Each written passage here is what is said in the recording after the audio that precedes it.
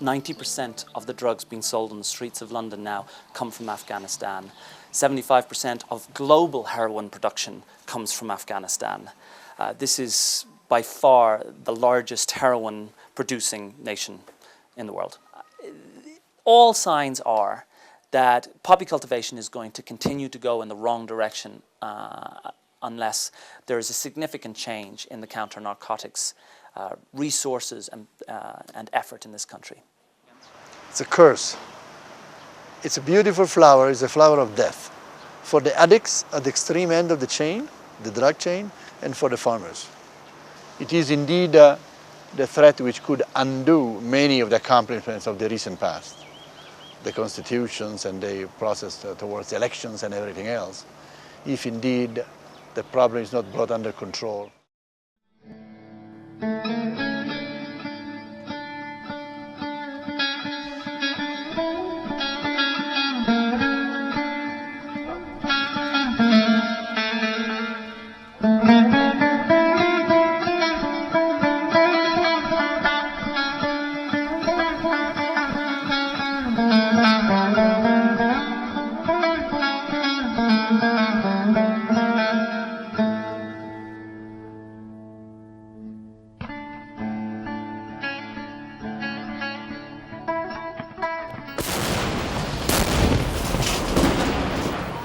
In 1979, Afghanistan became one of the last battlegrounds of the Cold War when Soviet troops marched south across its border. US-financed Mujahideen groups rose up against them and after a 10-year guerrilla war saw off the invaders. But victory failed to deliver peace as the Mujahideen squabbled over the spoils of power, leading to widespread destruction and terrible loss of life. But with the superpowers gone, so the world forgot about Afghanistan and its people. Until September 2001, when terrorists, many of whom had been trained in Afghanistan, launched attacks on America. The world was stunned. While their back was turned, a group of fundamentalist religious students, known as the Taliban, had conquered most of the country and set Afghanistan on the path of pariah state. In response, a US-led coalition of states allied to Afghan opposition groups attacked the Taliban and quickly dislodged them from power. But coalition forces restricted their security efforts to areas in and around the capital, Kabul, allowing the warlords to retain control of much of the countryside. Those warlords not already involved in the cultivation of opium soon became involved because drugs offered them the profits they needed to recruit and pay their militias. As a consequence, the Afghan opium trade is now worth over $1 billion a year in farm gate prices alone, and drug profits are now believed to be a major source of funding for international terrorism. Most of the security efforts in here after the fall of the Taliban were focused on cleaning up the terrorist problem, chasing down Al-Qaeda and Taliban remnants. What the international community did not focus on in the immediate aftermath of victory over the Taliban was the security situation on the ground for ordinary Afghans. Warlords, drug lords, private militias roaming the countryside, enforcing their will through the rule of the gun. In that kind of security vacuum, poppy cultivation blossomed because there was no rule of law. Poppy cultivation is highly labor-intensive, requiring 10 times more man-hours than wheat and creating huge demand for labor.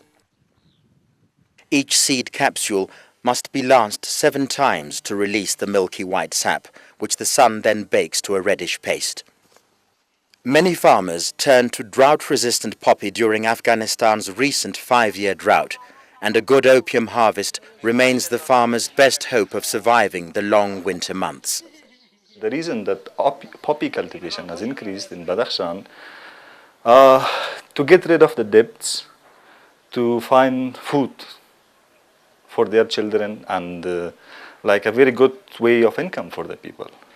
But like last year, if they were cultivating wheat in 1 jirib of land, they were getting some amount of money like $100 or something. Whilst they were cultivating opium in 1 jirib of land, they were getting almost something equivalent to $3,000 to $4,000 per jirib of land, which is a lot. The intensive production demands of poppy cultivation offer unique opportunities to women in a society that traditionally frowns on female labor. Dr. Anis Agdar is head of the Badakhshan department of the Women's Ministry. واقعا که یک زن که زمینش کشت میکنه و یک عایدی زیاد به وجود به دست میاره و زمیندار هم است، از نگاه اقتصادی که تقویه شد، خوب عین موقف مرد هم میگیره. فرق بین مرد و زن در افغانستان همیست که زن آورنده مواد غذایی به خانه است، در غیر از او کدام.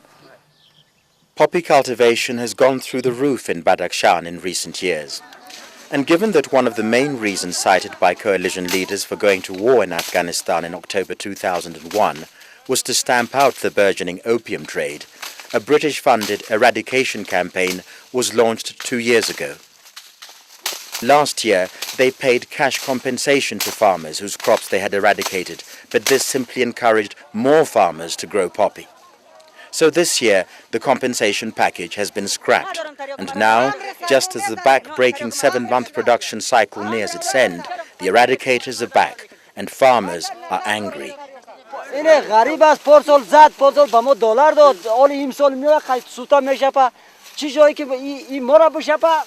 امی تریاکه بوشه پا مرا بوشه پا اینه مرا بزن اینه مرا بزن بالیاز خدا بالیاز قرآن بتی نام بتی گندم بتی نام بتی خیلی توبه کرد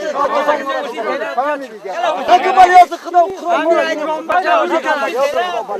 میریم ما هر زمین سر هر زمینی که میریم از کشتال ما میگیره از تیپ ما میگیره ما را دو میزنن دشمن میدن ما بیرون میگم ما غریب هستیم بیچاره هستیم هیچ چیز نداریم ما همین کنگنار است میگه دولت گمش که ما گمش میکنیم ولی همین بیچاره غریب چی کنه نه بیچاره برادر کدام زمین داره زمین مردم است پاسرکار است برادر غریب است دست طفل تو بگیره مجبور است افغانستان بره که ضد بشر است ضد چیز است ما از مجبوری این کار خراب میکنه کار نیست دیگه کس نیست گندم ارزان است مجبوری میکنیم از مجبوری میکنیم ما دیگه دولت با ما کار پیدا کنه دولت برای ما کار پیدا کنه وطن ما دولت آباد بکنه بازسازی شروع بکنه نام بده برای ملت برای ملت غریب نام بده ما همین کارا نمیکنیم.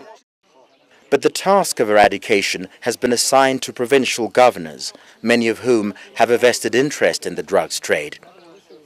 Ikramuddin, the governor of Badakhshan, has already been paid more than $100,000 to destroy poppy fields. But the campaign has only just begun, and evidence suggests the effort is largely symbolic.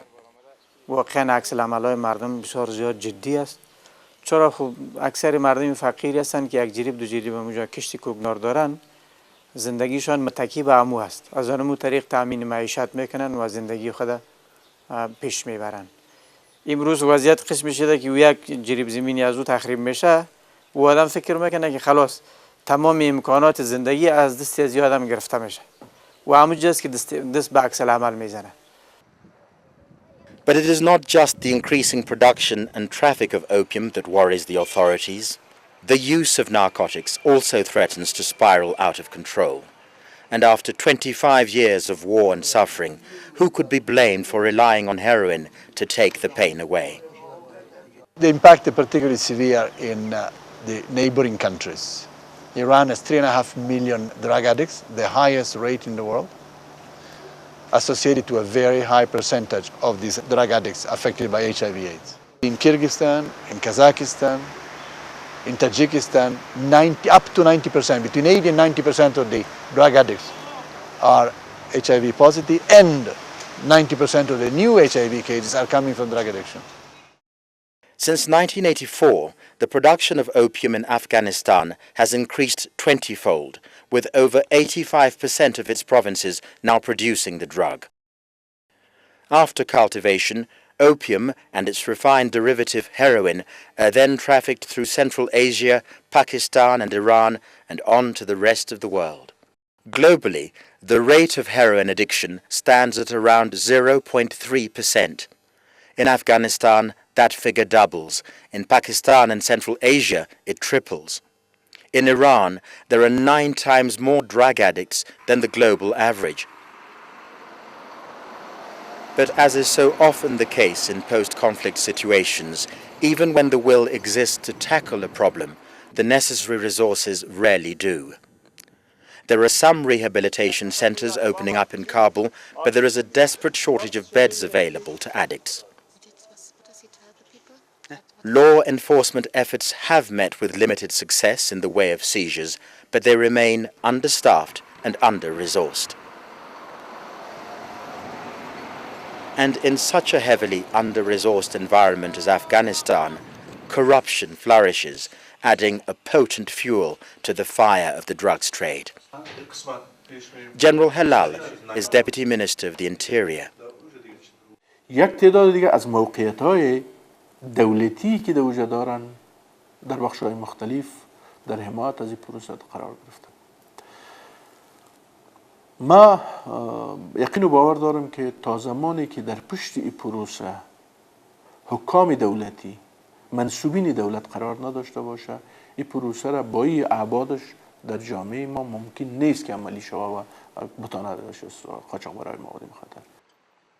But perhaps the greatest threat that the opium economy poses is to Afghanistan's nascent democracy and its ability to hold free and fair elections. So long as drug resources remain in the hands of regional commanders, central government will continue to be thwarted in its effort to impose the rule of law. And without the rule of law, democracy and reconstruction will continue to elude the Afghan people.